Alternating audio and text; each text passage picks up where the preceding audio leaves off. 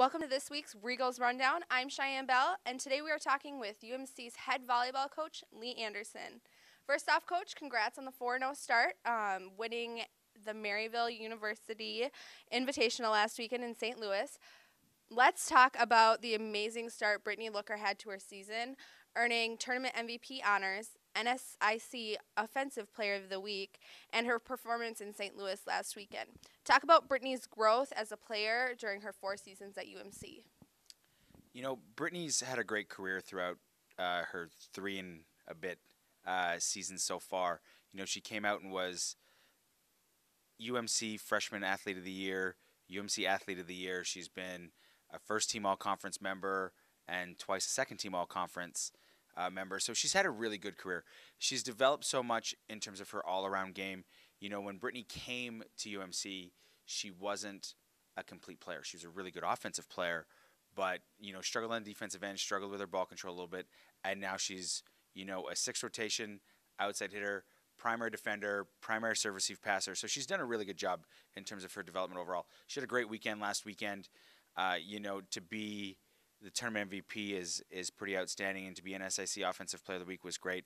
I think she was right in the running for National Player of the Week as well. So all in all, you know, she's the leader of our team. She's the big offensive threat, and she'll continue to do a great job throughout the season. Awesome. So what are the key things that you saw from your team in St. Louis that you liked, and some things that you want to carry over and that you're going to need to improve for Aberdeen, South Dakota? Last weekend, a big focus of ours through the first 3 weeks has been our serve receive passing. I was a little skeptical. We graduated two-thirds of our serve receive passing last year, you know, with Alex Skeeter and Chelsea Wiesner both moving on. So to replace those two who've been mainstays on our serve receive passing system for so long was a little scary for me. We passed the ball very, very well last weekend. So that's something that I hope we maintain through this weekend. Things we need to improve on. Even though we averaged a lot of kills and hit for a pretty high percentage, our offense still isn't where it needs to be. It needs to get a little bit better. The girls know that. We've worked on that all week. So hopefully overall we'll be able to score a little bit more, and we'll be able to cut down on our unforced errors. But, you know, our performance last weekend was really good, so I'm pretty proud of the girls. Awesome. Yeah, you did lose Chelsea Wiesner. She was the libero. We lost the all-time digs leader. How have the liberos done so far in our 4 matches? Mary Mikotowski and Casey Cashman split the time at the libero position over the weekend, last weekend. Both of them did very well. You know, Mary controlled the ball. She's a senior. She hasn't had a lot of playing time in her career, but overall she brought a lot of experience to the game and did a great job. Casey was a pleasant surprise. She really excelled in that role, had 25 digs against West Liberty on Saturday, and then ended up coming into the match versus Maryville in the finals, replacing Mary a little bit, and did a great job. She's really come a long way in terms of her serve receive passing.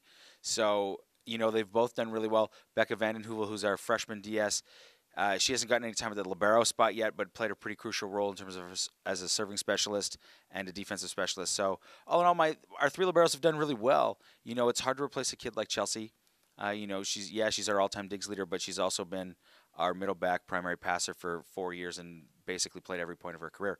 That's a tough void to fill, but our kids are doing pretty well in her stead. You get to see several teams from the NSIC this weekend. Talk about what you expect to see from the 4 teams this weekend. You know, we see Northern State, we see St. Cloud State, and Minot State.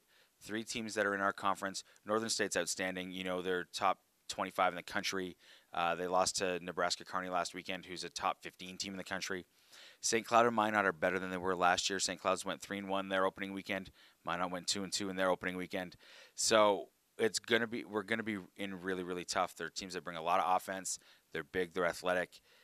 They do things very, very well. The other team we get to play is Southwest Baptist. They play in the MIAA, who's also in our region. They had a couple of all-conference kids last year, so they're going to be a tough challenge as well. Our competition this weekend is definitely tougher than our competition last weekend, so we're going to have to step up and play really well to be successful, so hopefully we will. Thank you for joining us today, Lee. Good luck this weekend, and we're happy to see you play this year.